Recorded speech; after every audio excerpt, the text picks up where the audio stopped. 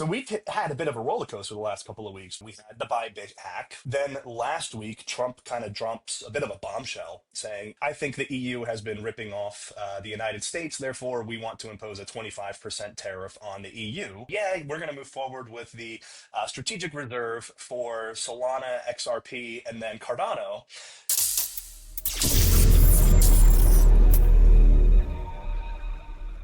Alex, thank you so much for joining us on the Proof of Words podcast. It's great to finally get you on. Um, for those of you that don't know, Alex is the managing director of High Tech Gründerfonds. It's Germany's largest venture capital group. And on top of that, he is a very, very avid Bitcoiner. I have one of the distinct pleasures of being the founder of a company I was CEO of that High Tech Gründerfonds invested in. This is iconic, ended up becoming Deutsche Digital Assets. Alex and his team were one of our very first investors, so it's an absolute pleasure here to have you on the podcast, Alex. Hi Pat, yeah, happy to be there. And yeah, I mean, you're one of the front runners in the crypto, especially Bitcoin space, I guess. And yeah, happy to be on the podcast. Well, so it's definitely, I mean, first of all, have appreciated your support over the years. I want to be able to be who I am professionally without you and Hot TGF support. But it's been a bit of a roller coaster for us in the Bitcoin world over the last couple of weeks, right? I mean, basically, as of we're doing this recording right now, a couple of weeks ago, we had the Bybit hack, which pulled back the valuation of assets a little bit, just around security concerns, and typically markets will oversell in such situations. Then last week, Trump kind of drops a bit of a bombshell saying, oh, yeah, by the way, not only are we going to threaten Mexico and Canada with tariffs, I think the EU has been ripping off the United States. Therefore, we want to impose a 25% tariff on the EU. That sends, I mean, that's a huge shock to the market. That sends global equities, global debt, I mean, everything just falling. Bitcoin ends up dipping down to 87K. And then wouldn't you know it, yesterday, so we're recording this on Monday the 3rd. Yesterday, Donald Trump comes out and says, yeah, we're going to move forward with the strategic reserve for Solana, XRP, and then Cardano, which then he clarified a little bit later on. Oh, yeah, by the way, it does include Bitcoin and ETH as well. So we've had a bit of a roller coaster the last couple of weeks, but I want to start on the Bitcoin side of things, and then we can dive into everything else. But I mean, what are your high level thoughts on a Bitcoin strategic reserve for a country? Does it make sense for any country, not just the United States, but any country to acquire Bitcoin either through tax dollars or printing its own money or I don't know, whatever means they have? I mean, does it make sense for a country to do that? Yeah, yes, I think it makes a total sense because, I mean, if you look at the properties of Bitcoin, what it can do, it's highly liquid. You can transfer it very quickly around the globe. You have total control yourself if you hold the private key yourself. So that's, I don't know. It might be more frightening for some people to have Donald Trump holding the private keys to billions of Bitcoin than it is to have the nuclear keys, right? And then that, I mean, that's the properties of Bitcoin. And then on the other hand, the countries have reserves. I mean, they have government bonds. The Swiss National Bank has a huge stock portfolio, by the way, including MicroStrategy, so holding Bitcoin indirectly. And then they also have gold. And traditionally, gold is the main reserve asset. And very often it has been said that Bitcoin is digital gold. So it's very close. I mean, it's gold. It's a little bit similar, but in many ways it's better. It's digital.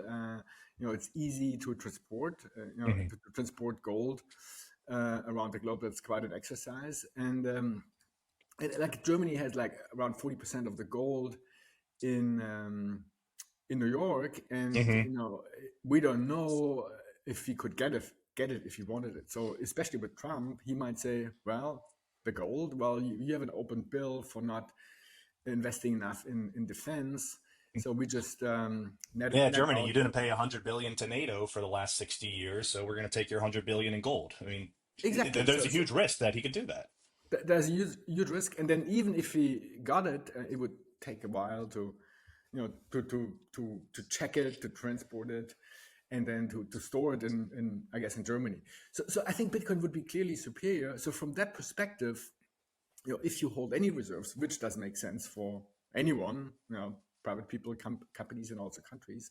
So Hmm. if you have a reserve, Bitcoin being part of the reserve makes a lot of sense. As much sense as gold today is a significant part of the reserves of many countries. And we've seen the gold price shooting up in the last 12 months or two Oh years, yeah. actually. And the main buyer are governments. So it's not the gold ETFs, it's not private demand, it's not the jewelry demand, it's not the industrial demand, it's countries. So the analogy is so close. If it makes sense to buy gold, it does make even more sense to buy Bitcoin. See, I think you and I, we've discussed this multiple times over the last 5+ years. I don't view it as gold versus Bitcoin. These assets are very similar in many properties. I mean, gold, it is very malleable. It conducts electricity very well. So there is an element of utility to it. Plus, people like wearing it as jewelry. But its core function is as a store of value. Uh, Being a pure store of value, I think kind of severely discredits what Bitcoin truly is, which is the most perfect form of money that we have. But the narrative that we currently have in today's media, from a mainstream perspective, is that it's this digital gold, this digital store of value. And you know what? It works for the time being. And I think as people learn about digital gold, the store of value, they're going to see that Bitcoin is actually the most perfect form of money over time. But it makes sense in my mind for these two assets to harmoniously exist together. Totally agree. And I really want to make the point. Bitcoin is not against anything, anyone. It's also, and I think it's important, not against fiat currencies. I think it's just a Mhm. new kid on the block. It's a new asset class emerging right now. And I think it just fits into the group of asset classes of reserve assets. It just fits in and has its own niche or justification because of its unique new properties. So it's not against gold, it's not against government. And I really think, and I think Michael Saylor made that point also in the past, Bitcoin can really support the fiat currency. So Mhm. if you look at the dollar, which is the world reserve currency, and it seems to be fairly strong. If you look at the performance of the dollar, Mhm. it's quite good.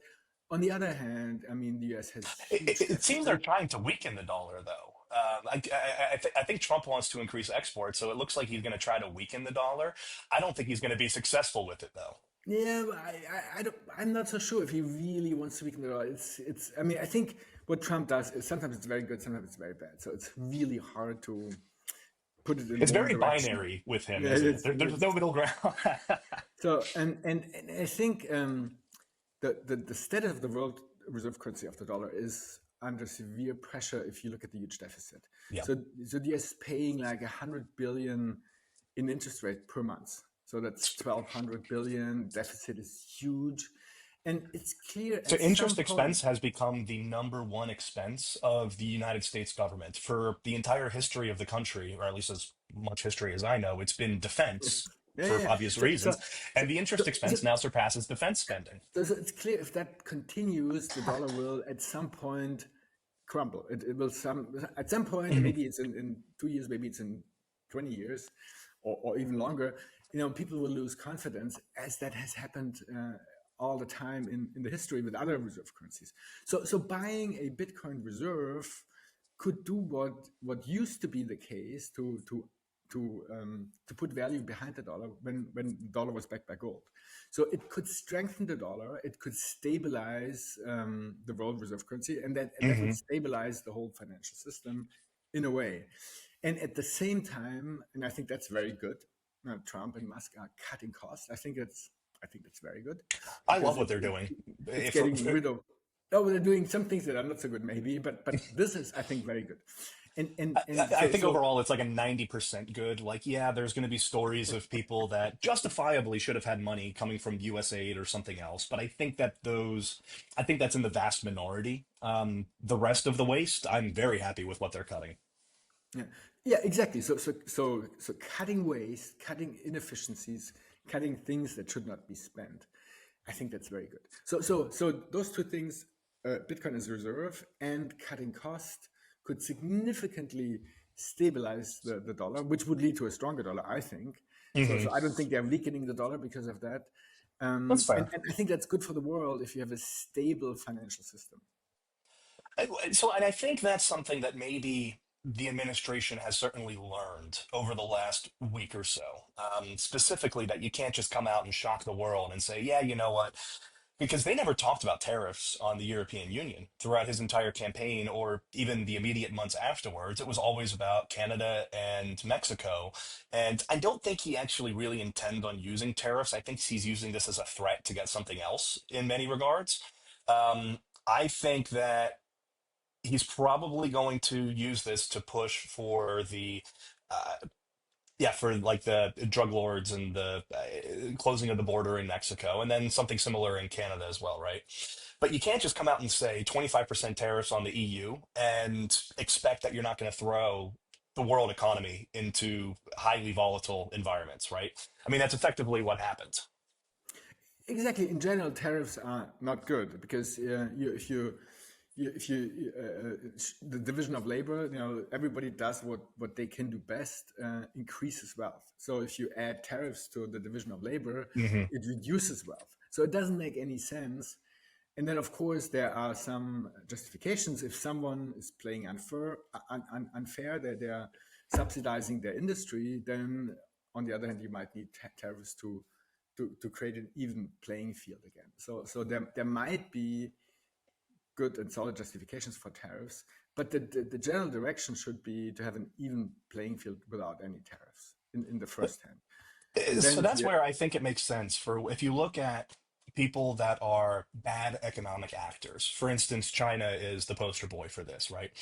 China does not allow any American, any European, any technology to exist and perpetuate throughout China. They just copy paste whatever has been built in the US and in Europe, make some alterations, make it better for whatever purpose that they have, and then that disseminates throughout the country, right? In that regard, sure, if you want to put tariffs and levy certain exercises against a bad economic player, I get that. Outside of that, I'm a proponent of absolute free markets, and tariffs just create less free marketplaces. I mean, even if you have a situation where Latin American or African agriculture makes it impossible for the agriculture industry to exist in the United States, my argument would be okay, fine.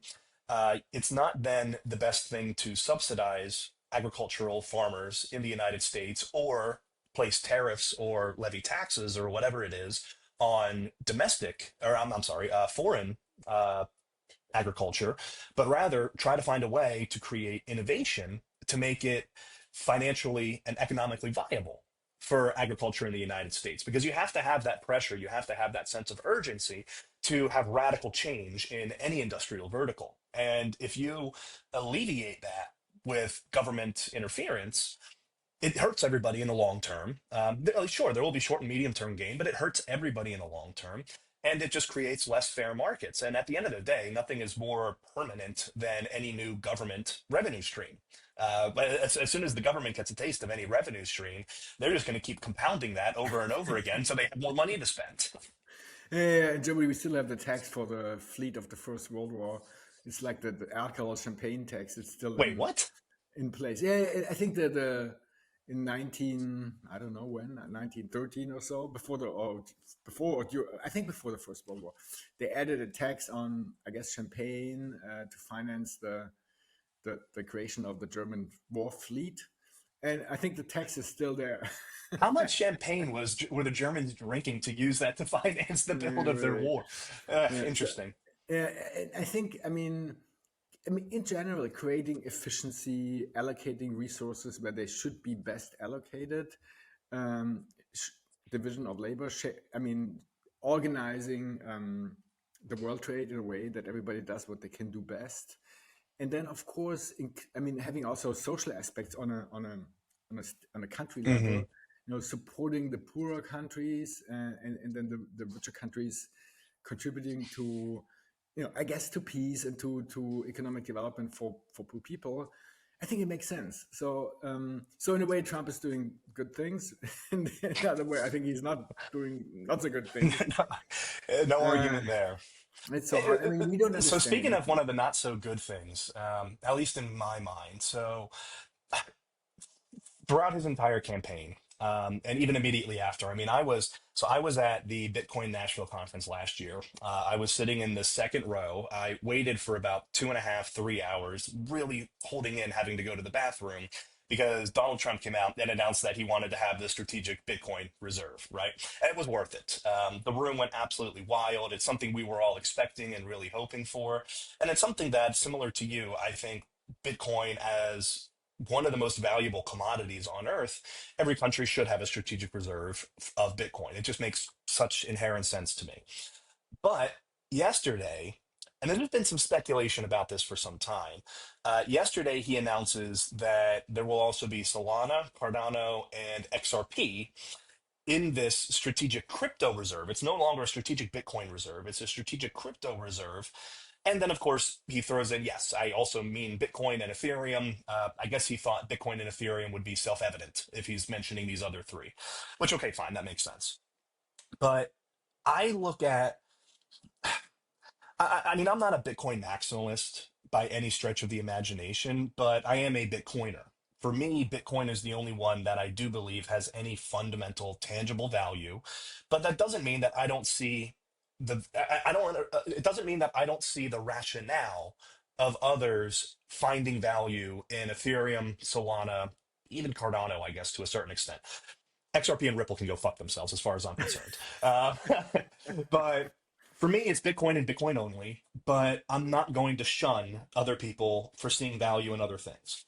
With that said, I don't look at Ethereum, Solana, Cardano, and XRP in the same light as I do Bitcoin in the sense that I don't think they are commodities. I don't think they are currencies in the way that Bitcoin checks all of the boxes of what I see as the most perfect form of money humanity's ever conceived. So while I get that they're trying to maybe uplift the entire crypto community as a whole, and he's doing this, I think, more despite the Biden administration than he is maybe actually thinking that there's real value in these other coins. For me, I think it really should only be Bitcoin, though. Bitcoin is the only one that fundamentally makes sense being a strategic reserve asset. Yeah, I kind of agree because Bitcoin is the only truly decentralized, unchangeable, uncontrollable crypto asset. The other ones are not. So it does make sense in a way to just focus on Bitcoin. Regarding the reserve, I'm a little bit also, I think there's pluses and minuses. Hmm. If they do the reserve, I mean, the Bitcoiners go like, "Oh, reserve, the price goes up. Yeah, that's what we want." I think that's, I think that's not. I think that's too. I mean, that's I too hate people that just easy. focus on the price. I mean, that's what mainstream and retail look at, but that's not what Bitcoiners, the real Bitcoiners, I think, care about. Yeah, totally. So I think if the motivation is to like a pump and dump scheme, if they pump up the price because they announce a reserve, and then they dump it at some point again, either that administration or even the next administration, it doesn't make sense. I mean, it just creates confusion and distrust in the market. And yesterday, a few minutes I think or so before the announcement of Trump, there was a 200 million 50x I saw that. leverage position opened on Bitcoin and Ether. And obviously, that position has performed extremely well. And if that's the motivation to front run an announcement, whoever did that, we don't know, of course, Yeah. to front run an announcement and to pump up the price, I think it's wrong. They should not do the crypto reserve at all. I mean, I mean, not that's even not even that's Bitcoin. insider trading as far as I'm It's concerned. And I insider guess trading, and but then also the motivation behind the reserve is to have an impact on the price, and that's wrong. I mean, they shouldn't do it. If and that so they should not do it if that's the motivation. If the Mhm. motivation is to have a long-term asset, long-term store value asset, similar to gold, which they hold for decades, hopefully, which they hold for decades, and that long-term reserve has some functions. So in case of emergency, they can use it, they can transport it around the world, then it would make sense. And then I support it. And I think it really depends on what their true motivation is. And we don't know because Trump is so hard to understand. And sometimes even And he good luck himself predicting them. yeah, that doesn't understand because one day he does this and the other day he does that. So, and that's, I think, the reason why the price is sitting at around 100,000 or 90,000 now, because there's significant doubt in the market that he will follow up in a good way on the reserve. If Yeah. the reserve is just to pump up the price and then a year later he's going to sell it and realize some profit, we don't need it. It doesn't. I think it doesn't make any sense.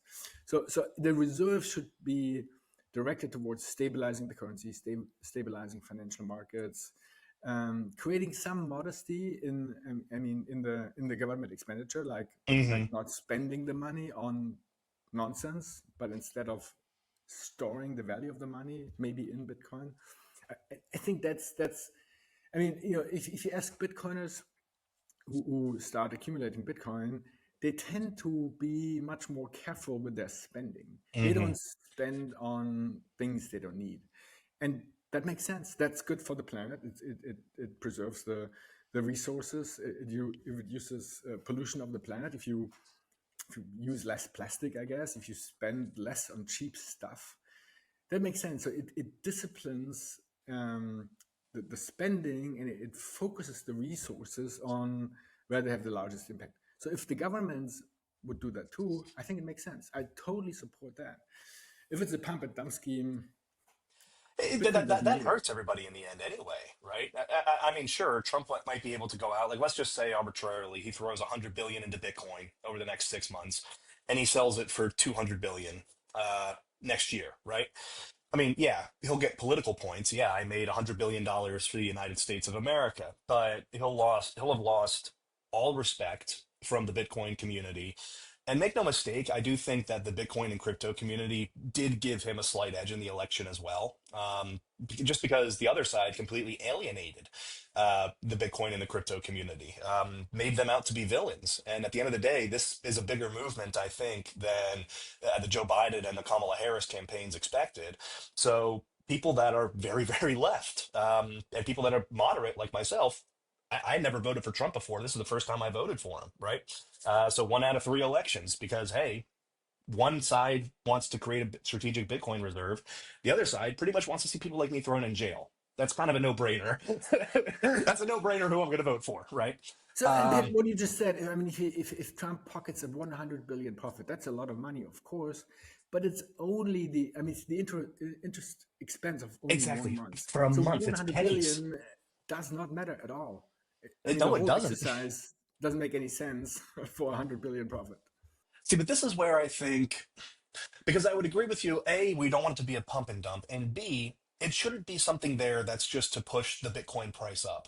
Because I get tired of people asking me, and it happens every 4 goddamn years. Oh, Pat, isn't right now the time to buy Bitcoin? And I go, no, the time to buy Bitcoin was 2 years ago when it was trading at 17, $18,000 when I was telling you idiots it was going to go to $100,000 eventually, and you still didn't do it.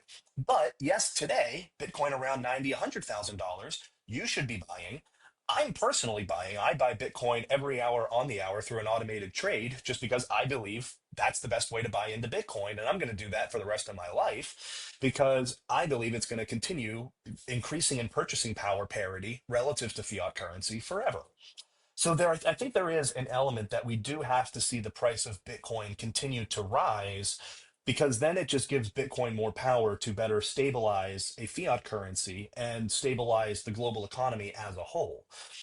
But I'm wondering though, so you mentioned this earlier, and I've tried to think about this, but I'm not maybe smart enough to rationalize through this process. But obviously, for instance, the US dollar was on the gold standard up until 1971. They removed the dollar backing of the gold largely because they needed to finance the Vietnam War. Um, or because they had financed it and now they needed to finance the Korean War. So they had to untether it to gold to be able to purchase more assets for the war effort. That seemingly has been the use of the dollar ever since then. The US has been in perpetual wars for my entire lifetime, it seems, which is very unfortunate. Or at least we've been financing proxy wars throughout my entire lifetime, it seems, for sure. Do you see a world where we can genuinely see maybe not a 100% backing of fiat currencies by gold and or Bitcoin, but at least a good chunk of it? And what does that look like? And does it work? Because when I think about it like that, I can't help but think about what happened with Luna. Terra Luna, where it was backed maybe by 15, 20% Bitcoin. The rest was algorithmic to keep it at the dollar. But as soon as somebody figured out, oh, by the way, we can really tank this on Anchor and send Luna to zero and have a great short position on it, could that theoretically happen to the dollar if it's only partially backed by Bitcoin and or gold? I try to think about it. I'm not sure because it looks a lot like Luna if you do that. Yeah, that's exactly why Nixon in 1971 cut the connection to gold, because there was a Hmm. risk that there was a run on the gold reserves, which actually was happening. Yeah, I mean, the French were sending warships over to get the gold, and then there was a risk that the gold was being depleted very quickly in 1971. So he cut the cord completely. So I think that's, I mean, that's always the risk if you have a fractional reserve backing of anything, that if everybody calls in their money, then at some point it runs out, and exactly. that's actually today the case in the gold market. I mean, the paper claims on physical golds exceed the number of physical ounces by, I think, a Oh, factor of don't tell Peter 100. Schiff that. He'd hate that.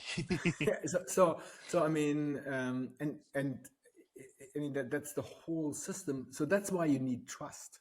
Yeah. So I mean, the only point where everybody would claim all the try to realize all their claims is when the trust is lost. So I think trust is really important, and that's one of the main jobs of politicians. And I think it's very sad that they very often don't tell the truth, because that Yeah. erodes the key component of the financial system, but also the political system, which is trust.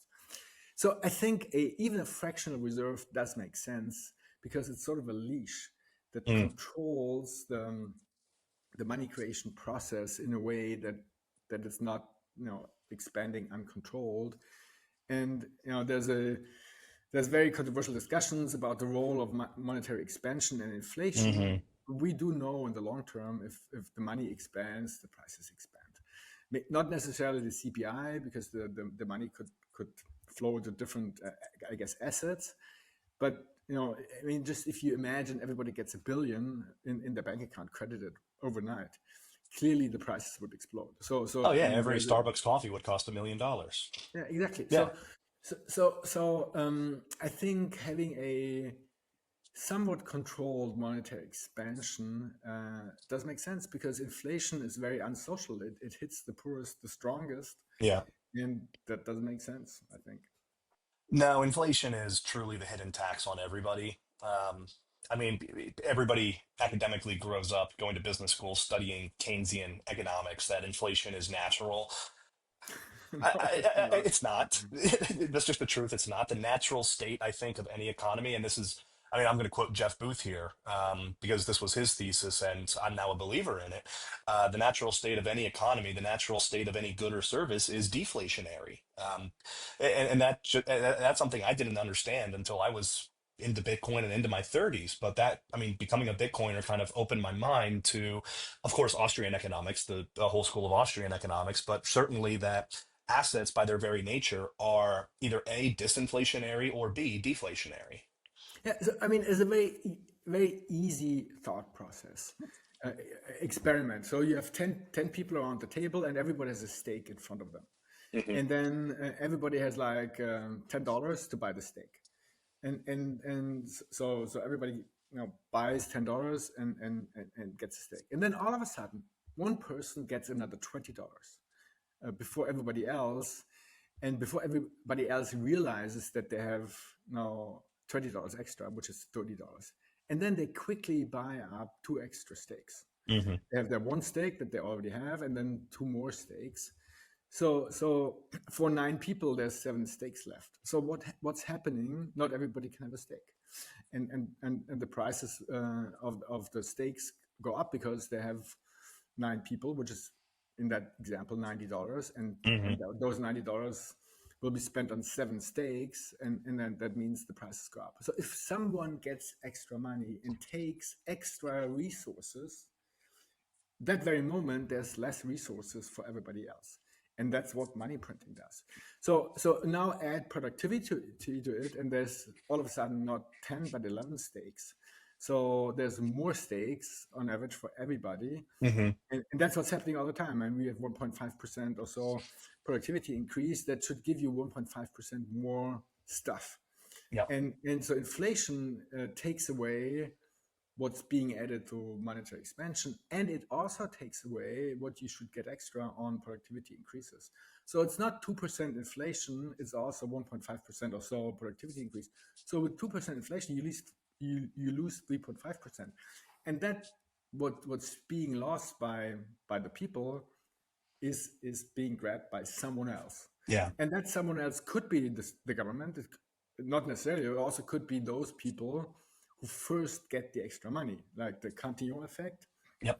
So that could be banks, it could be rich people, it also could be poor Well, it's people. the people that have access to cheap credit, right? Which is largely the banks and already wealthy individuals because they're using their assets, levering them, and that just gives them extra liquidity to go out and buy more assets. And hey, when they buy more assets, that just continues to compound inflation. And that's where maybe that's not a CPI inflation, but that's where we have the concept of asset price inflation, and that's still partially driven by natural what we call natural inflation in Keynesian economics, but there is no such thing in truth. It's So, very so, unnatural. so to finish the point, if you add Bitcoin as a fractional reserve asset to the fiat currency, it creates a leash in a way that controls the monetary expansion. And I think that makes sense. It does make sense. So the Yep. compromise could be you might still have some monetary expansion, as you did have under the gold standard, but it's being controlled. And it does make sense because the government identifies that right now in Germany we need to spend lots of money on defense, on Yeah. military, and all of that. And it might be so. And if that's justified, could be that it makes sense. Yes. Then we should also talk about saving that money somewhere else. And there's no discussion at all about saving expenditure on the other side. And that's being introduced by the fact that you can easily create money. You can easily create 400 or even 800 billion in extra debt. And that's money basically being printed. And that blocks the minds of the responsible people, of the leaders, towards thinking of saving money somewhere Yeah. else. And I think that's really sad. That was, I think, the biggest revelation from the Doge, the Department of Government Efficiency that Elon uncovered, right? And we can politically agree, disagree, whatever anybody wants to about Doge, but what was absolutely eye-opening to me was that when they went into the Treasury Department, they found that number one, any payment request was automatically processed. Like just anything, any payment request whatsoever, didn't matter what the hell it was for, automatically processed, no questions asked. And it's been run like that for decades. That's just asinine. But okay, fine. It gets worse because on top of that, about 4 trillion of payments, I forget exactly over what time horizon, but 4 trillion of payments that they uncovered at the Treasury, they didn't even know where that went. There was no accounting record. There was no oversight to where that money actually went and got spent. It's just 4 trillion gone. How on earth can anybody say that that does not help contribute to global inflation? I mean, A, let's just talk about the complete fiscal irresponsibility and the waste and probably a lot of fraud involved in that whole process. And I have to imagine that if that happens at the federal government level, that probably perpetuates down on a microcosm level to the states, to local townships for sure, and certainly for international for foreign countries as well too. I would be very surprised if Germany didn't have, naturally not at that scale, but some function that looks similar to that, right? I um mean, it's everybody just has. crazy. Every private people. I mean, we have a few online newspaper. My family, we privately, we Yeah. have a few online newspaper subscriptions. And then my wife and I sat down at the table a while ago, and we realized two of them we wouldn't even read. We wouldn't read because we don't have enough time, and we just don't Hmm. read it. And so we're paying like 14 or so euros a month for something we didn't use at all. And that's I need I to do think that that's because I don't even know how many TV subscriptions my wife and I have at this point. I exactly. think, So I yeah, mean, once in a while, going through your expenditures and asking yourself, do I really use it? Do I need it? I mean, can I use a lower subscription rate or whatever? It doesn't make sense. So I think it makes 100% sense to go through expenditures of a private person, of a family, of a yeah, yeah. company, of a country. So it makes sense what they do. I think it's right. The way they do it, maybe that's not right.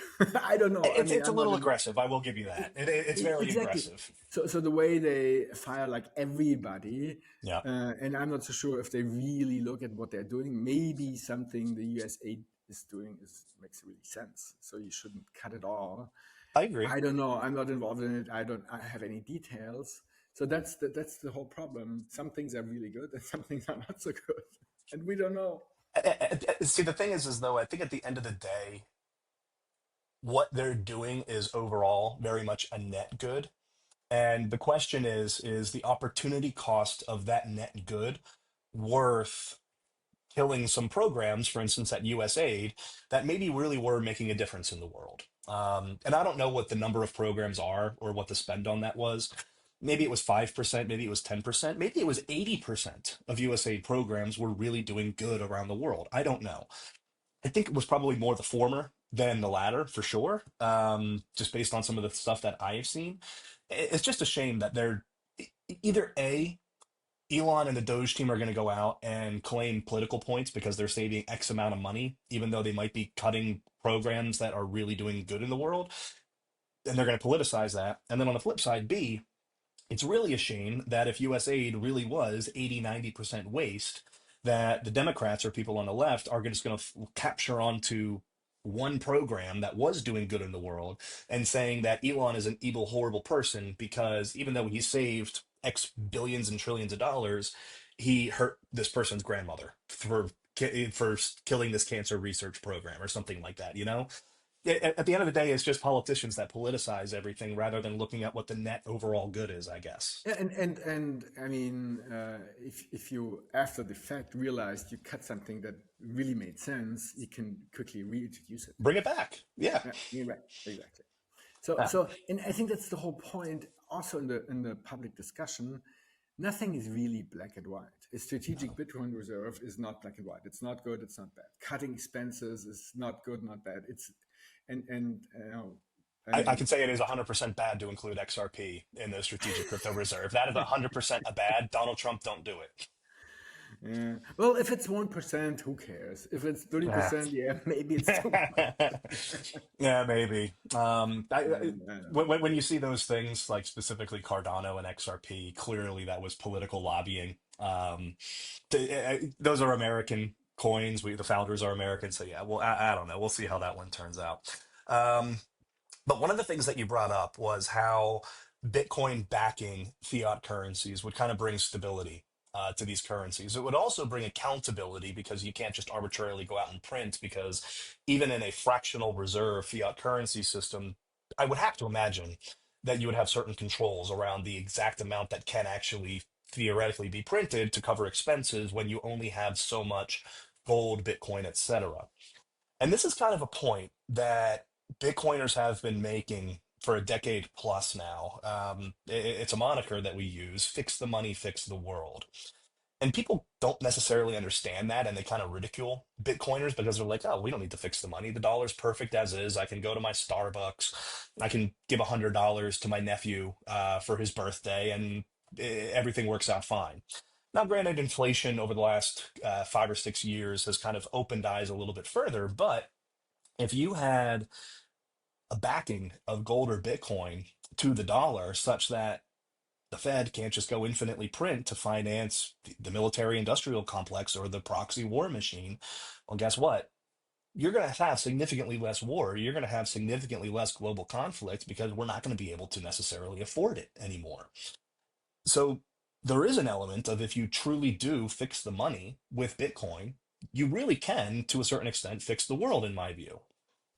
Yeah, especially if everybody sticks to that plan. Yeah. So I think if one big country becomes very prudent, reduces wasteful spending, including maybe some military spending, and the other big country does not do that, then they can easily inflate and Yep. grab up all the resources and put it into the military and start a war and maybe win it.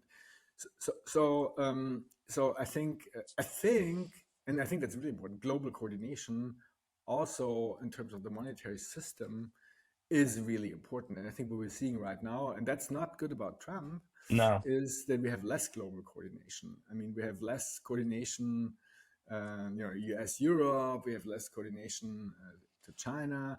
At the And end of the day, it's all game theory, right? You have to end up falling to the Nash equilibrium.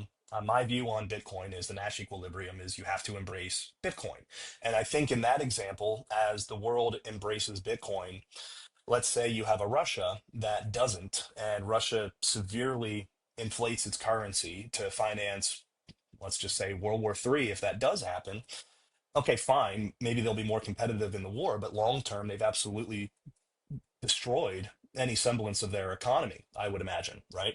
Or they have completely debased their currency, whereas if the rest of the world falls to equilibrium and adopts the Bitcoin standard, maybe the war effort is a little bit more tough. Maybe you have to increase taxation or something, I don't know, to finance the war effort, sure. Um, but you can't completely overspend, and you have to be a bit more strategic and tactical in coming to the table potentially to have peace negotiations as well as financing a war effort. I don't know. Somebody smarter than me will have to play game theory on that, but that's just where I end up arriving. Or I guess the opposite is everyone just decides to print their money into infinity forever, and we never have a Bitcoin standard, and that's the Nash equilibrium. But I don't think that that's possible.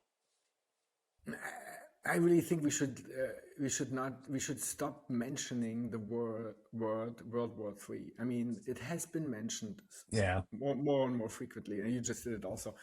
And I think it's the wrong path. We should get that out of our mind. We should do anything, and I really mean anything, to avoid wars in general, but especially something Yeah. that Yeah.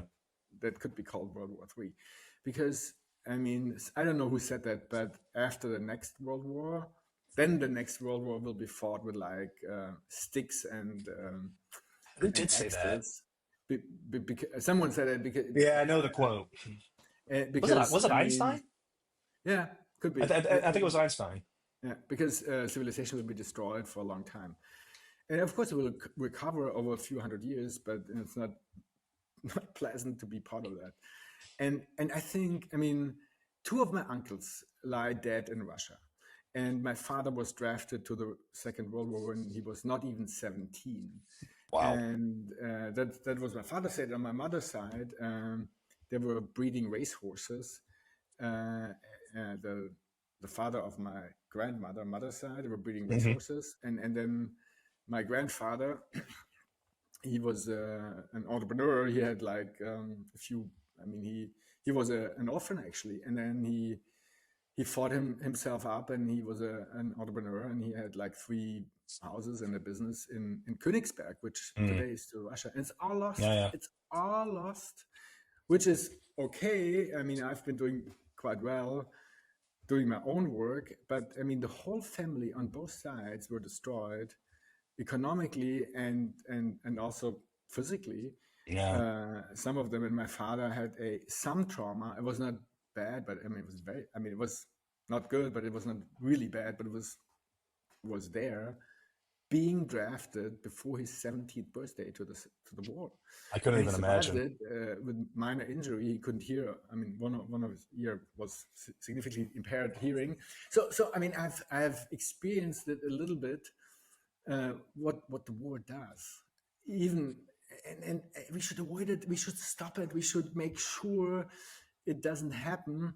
And and it's hard to. I mean, of course, everybody. I mean, they say we spend a lot of money on military. That's the way to avoid war. Yes, hopefully. It's also a good way to wage war too, right? I mean, Exactly, and we should talk to each other and try to figure out a way that we can, like with neighbors. I mean, we have a bunch of neighbors here, and some are nice and some are not nice, and we talk to them and we bring them cookies at Christmas, and then It's a nice neighborhood. And that's the way we should treat our neighbors on the globe as well, to avoid war. Yeah. I, I mean, almost at all costs. Not at all costs, because if if if we lose our freedom, then maybe it's not, the cost could be very high. But having a war in Europe where like rockets explode in Berlin and Paris and Munich, I don't want to see It's that. no, no.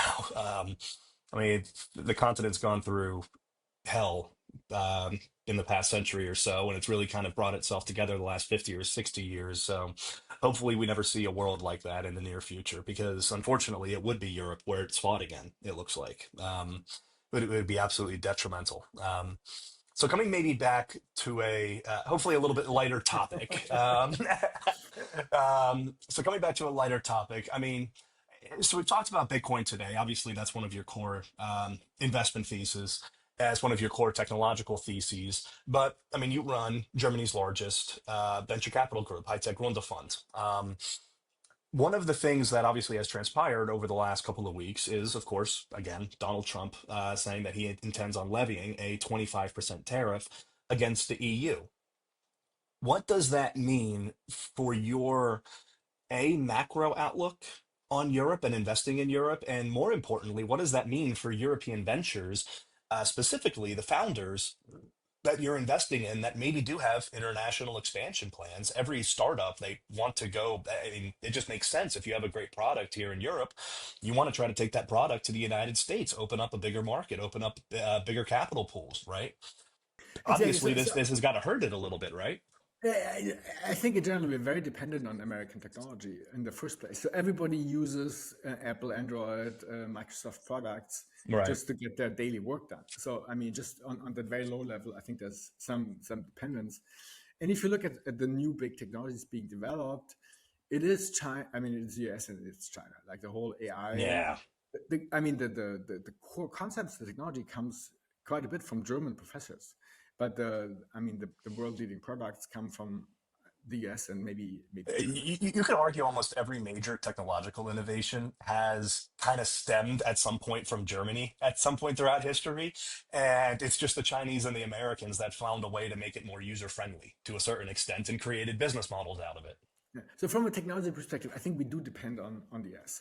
But also from an innovation perspective, we also depend on the US because many innovations are being put to life in the US because of their mindset, their openness to change, to innovation, their just do it mentality. Yeah. So I think in general, the US is leading, and I guess also China, and some, I mean, in some areas, other countries are leading in terms of innovation. And then if you look at the capital pool, and I think that's the main point, Yeah. I mean, the German capital pool is non-existent. It's very small. And Yeah. then there's a huge capital pool in the US and in other places. And I think we do need American I mean, we need American technology, American innovation. We need American capital for innovation. And we can see that in our portfolio, almost a bit more than half of the follow-on funding that the portfolio companies receive is non-German capital.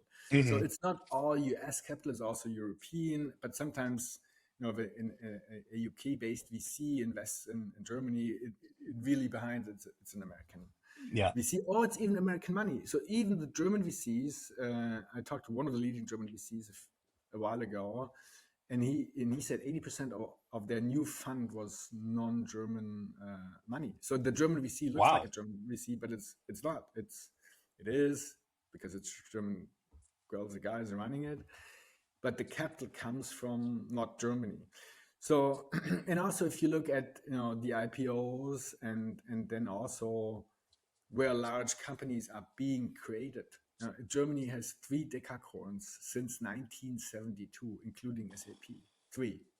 And I guess in the US you have 300. I don't know. I I'm have no just saying. idea. It's something like, I mean, it was crazy. I don't know if this is the case anymore, but wasn't at one point last year Nvidia was worth more than the entire DAX 30, the 30 biggest companies in Germany combined? Like, that's just insane. The next 30 is, I think, 1,500 billion, and Nvidia was twice that. Yeah. Uh, so it's the capital, and then the final step is exits, and most of our exits go to the US. So we Yeah. are highly, highly, highly dependent on the American ecosystem for the German startup ecosystem. And I think it would be a huge mistake to get cut off. I mean, either Trump cuts us off or we cut off ourselves. I think, I mean, still today, our competitiveness in terms of bringing significant innovation to life, Hmm. measured by number of companies surpassing 10 billion of valuation, is extremely weak. Our Mm. competitiveness is extremely weak. So if we weaken it even more, obviously it doesn't make any sense. So whether we like Trump or not, I think, and there's many reasons not to like him, what he Yeah. does and everything, we have to get along with him. I mean, because the Chinese are hyper competitive, and I don't know if they're our friends, and the Russians obviously are not as well. Yeah. So who's left? I mean, there's Europe left, but then Europe excels in regulation and bureaucracy. And I think that's kind of maybe I love the meme of Elon Musk's out there catching rockets, and then you have this stupid little bottle cap, European innovation versus American innovation, right? Which actually, by the way, I don't hate these things. I like it. I never lose my bottle cap. It is what it is. But it's the same thing. Europe just continually overregulates itself. It creates more and more red tape to operate a business. I mean, it's damn near impossible to hire and fire employees as a startup necessarily needs to do in Germany anymore. And that's kind of the footprint throughout the rest of Europe. And Europe is in many ways becoming more and more fractured. I mean, it's already I don't want to say fractured. Maybe that's not the right word. But you already have multiple cultures, multiple languages. It's hard enough to really scale a startup here. I know from firsthand, having doing it from Iconic, now Deutsche Digital Assets. It's just the red tape makes it an almost near Yeah. impossibility. And if you look at Bitcoin, I think it's a very good example. It comes basically from out of space. We don't know where Yep. it comes from. Someone invented it. We don't know where and who and when. When we know, but you know. Aliens. So Satoshi you was can definitely an imagine, alien. yeah, you can imagine that the technology was being dropped by aliens onto the earth. And then you look at where the technology is catching on, where you have like ecosystems, startups, large companies emerging out of the technology. And it's not at all Germany. I mean, it's not Germany. Yeah. There's few, very few tiny companies, even in Prague, in Czechia, in the Czech Republic, you have significantly more Bitcoin startups than in Yeah. Germany. And so it really is a good indication of our capability of of I mean recognizing and using innovation and creating something bigger out of it. And I'm very bullish on what comes out of German universities, research institutions, especially in the biotech space, but also in the IT security space. And I think technology-wise, I think we're very, very strong. But then if you look at the end result and if you measure it by decacorns, we're Hmm. extremely, extremely weak and we highly depend on the US. And we could get ourselves stronger, especially cooperating in Europe. Yes, that's a big angle, but I don't think it's sufficient. I think we need, like it or not, we need to use American resources to strengthen ourselves. And I think America would be at a loss if it didn't use European resources to strengthen itself as well, either. It'll be interesting to see how this all plays out politically over the next 4 years. And that's a huge criticism of what the Trump administration does. They're Yeah. alienating Europe, and I mean, we To have me, to I guess leave. it doesn't make much sense. Like, certainly, like, there are some things that European countries have been falling behind on, and there's a lot of things politically here that have happened, transpired the last 5, 6 years that I don't agree with. But with that said, economically, the European Union is bigger than the United States. You add everything up together, it's still bigger, right? Uh, And you can't have Americans and American companies effectively get cut off to those economies. I actually think it will be more detrimental to American companies, which are much more integrated in European economies and culture, specifically the tech companies you alluded to, than it would be for the European companies. Kind of being cut off. I don't want to say cut off, but being in the middle of a tariff war in the United States.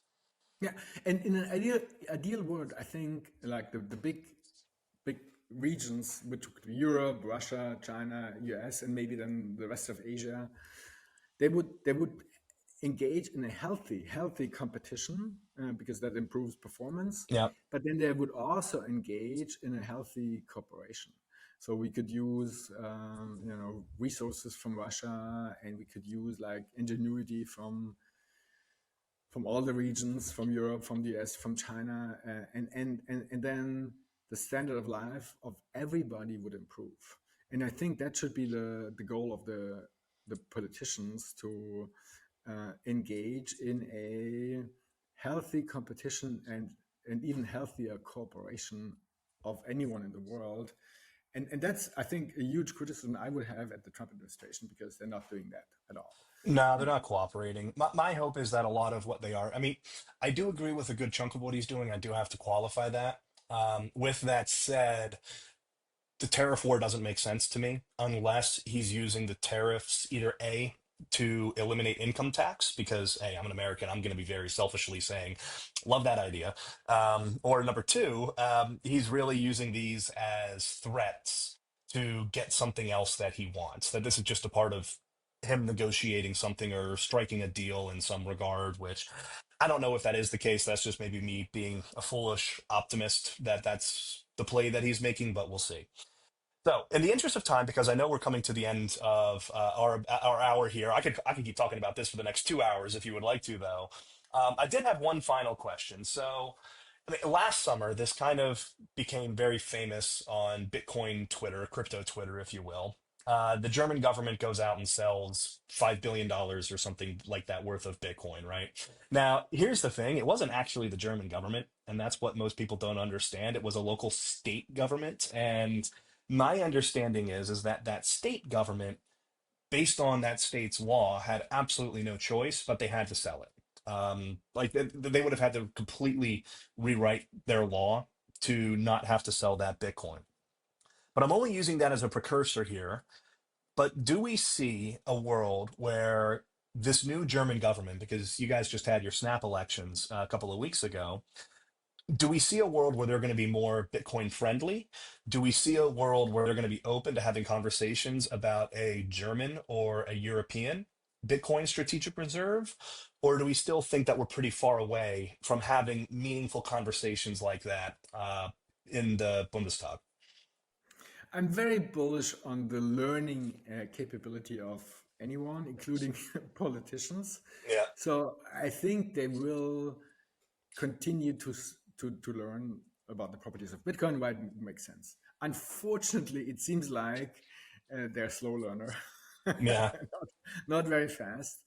And also, unfortunately, I think there's more important issues right now, including defense and all of that. So That's a very fair point. the topic is going to be pushed aside a little bit. And I think, and we're seeing that around the world a little bit in El Salvador, we see it in Mm, Bhutan, especially. So I think we see good examples of countries, one way or the other, adopting Bitcoin and then improving the standard of living, the performance of the country. So in El Salvador, it's not really Bitcoin leading to the very sound development, but yeah. it's part of it. So I think if you, as any government in the world, if you look around and you see, well, what are these guys doing? They seem to be doing really well. Oh wow, Bitcoin plays a role in it. Maybe a bigger role, maybe a smaller role. And I think, and that's true for anything. I mean, cost cutting in Argentina seems to be working quite well. And Yeah. if the cost cutting in the US will turn out to be quite positive, then other countries in the world will reckon, well, it worked in Argentina, it worked in the US. Why don't we try it? And I think that's a very slow, but it is a learning process. And I'm quite optimistic that also the German, the German government and the European government will at some point recognize it's positive. And I can really, from my personal experience, I can say I got some heavy criticism about my Bitcoin tweeting up until like 1.5 years ago. And now recently I got calls from actually fairly high ranking people in the administration who said, Alex, can you explain again what the Bitcoin stuff really is? Hmm. So it seems like that the tide has turned a little bit towards a more open learning attitude. And I've written a book. It's going to be published May 27th. Bitcoin, das ehrliche Geld, Bitcoin, the honest money. Wonderful. And I didn't and know there's you were more. writing. Yeah, it's done. It's on the way. It's finalized. And I think hopefully some Will it be people will available read. in English as well, or is it just in German for the time being? Yeah, for the time being, just in German. Okay. It, it will be translated in 50 different languages because it's going to be a huge success. No. Well, it's in English. I'll be certain to pick it up. I've been in this country for 10 years almost. Still haven't learned German. So and it's not just that book. There's many books. There's many podcasts. There's Hmm. many YouTube channels. I think there's huge offering of learning content. And at some point, people will learn, and then it's going to play a bigger role. And it does make all the sense for long-term store value to add Yeah. Bitcoin to your personal portfolio, to company portfolio, like Michael Saylor does, and also to add Bitcoin to government finances. And we'll see that. It will take time, but the internet, it took like many decades until it became to what it is Oh, today. yeah. And Bitcoin is just 16 years old. That's fairly young still. And I think in 10 years we're going to see a different world. I couldn't agree more. I think it's going to be, with some of the new innovations, particularly scaling and layer twos that are coming to Bitcoin, I'm pretty optimistic on these. I mean, my long-term thesis is Bitcoin becomes the censorship resistant, transparent, and open source ledger upon which global finance can and will transact. Maybe that's a bit of a utopia thought that I have, but I do see Bitcoin settling in as a very viable alternative ledger system, on We, top of we, just we, being money. we're going to see some amazing developments in AI. And one of the more amazing developments in AI is when the AI insists on acquiring Bitcoin.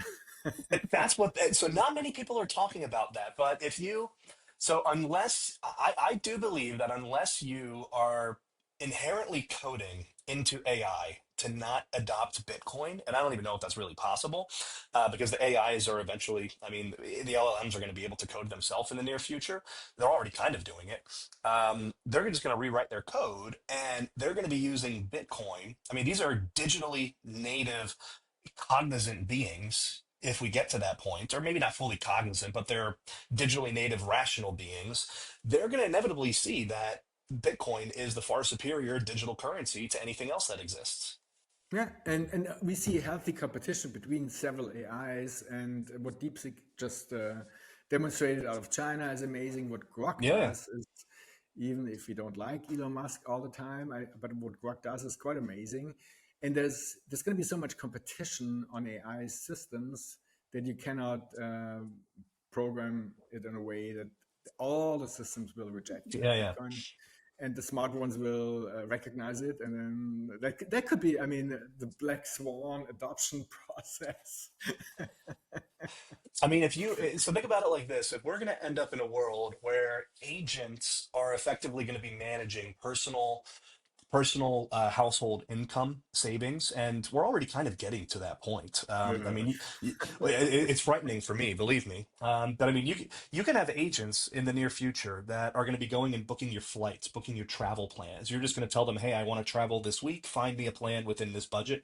The agent is going to go do it, and it's only a matter of time before those agents maintain the savings of a private family in Bitcoin, that they're managing money in Bitcoin, they're trading Bitcoin. We already have agent bots that are beating some of the best traders on earth out there.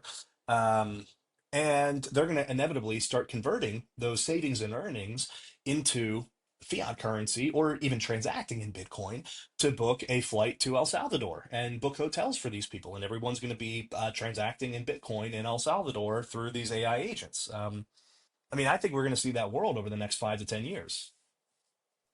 Yeah, totally. And I think to end up on a very positive note, I think we are continuously being surprised on the positive impact of innovation in general, Yep. not just Bitcoin or AI, but anything that we can see. And if we look back 10, 20, 30 years or even longer, we have to recognize that innovation on average, I mean, by far on average, made the world a better place. And I think that process will continue and it will be even accelerating, I Yeah. think, in the future. So I think we will be facing a much better world for, I always say, 90% of the people, not for everyone, of course. And what we have to do as citizens, as politicians, as leaders of companies, I think we have to support that process and make Yep. sure that it's not going into reverse to a war or stupid stuff. And that's, I think it's really important. And I'm very confident that we will continue to see a better world for almost everyone. That is a perfect sentiment and a perfect worldview to paint for us to end on here. Alex, thank you so much for joining us on the Proof of Words podcast. I think I'm going to have you on again in the relative near future so we can hash out the different technologies that you're looking at and what those impacts will be. Because the last couple of minutes about AI, I could go on about that forever with you. Yeah. Yeah. Well, thanks for having me. It was a very interesting conversation. Thanks for tuning in, everybody. Have a great day.